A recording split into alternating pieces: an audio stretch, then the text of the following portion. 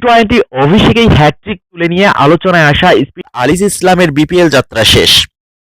হাঁটুর ইনজুরিতে চলমান আসর থেকে ছিটকে গেছেন তিনি। সিলেট সিক্সার্সের বিপক্ষে সিলেট পর্বের ম্যাচে ফিল্ডিং করতে গিয়ে হাঁটুতে চোট পান আলিস। এরপর ইনিংসের নবম এবং নিজের দ্বিতীয় ওভারে বল করতে এসে মাটিতে লুটিয়ে পড়েন তিনি।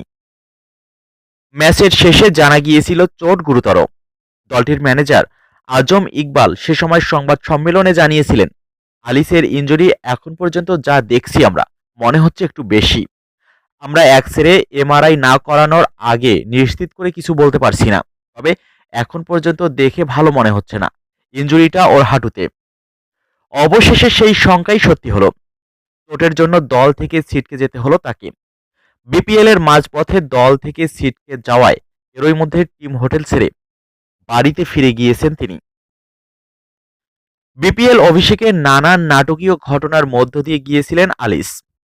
টানা 2 ক্যাচ ছেড়ে দেয়া, অতঃপর বল হাতে হ্যাটট্রিক তুলে নিয়ে রীতিমতো বিশ্ব রেকর্ড, দলকে জয় উপহার দেয়া, ম্যাচ শেষে বোলিং অ্যাকশনের সন্দেহের অভিযোগের সম্মুখীন হওয়া, সবকিছুই ছিল তার অভিষেকেই।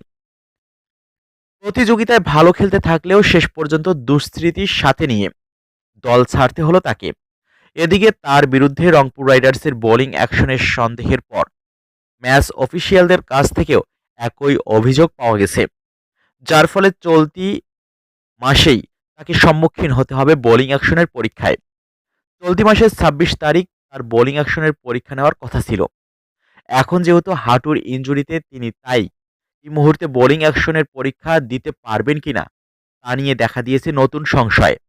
আপাতত ইনজুরির জন্য পরীক্ষা দিতে না পারলেও সুস্থ হওয়ার পর পরীক্ষায় নিজেকে বৈধ প্রমাণ করে তবেই মাঠে নামতে হবে তাকে।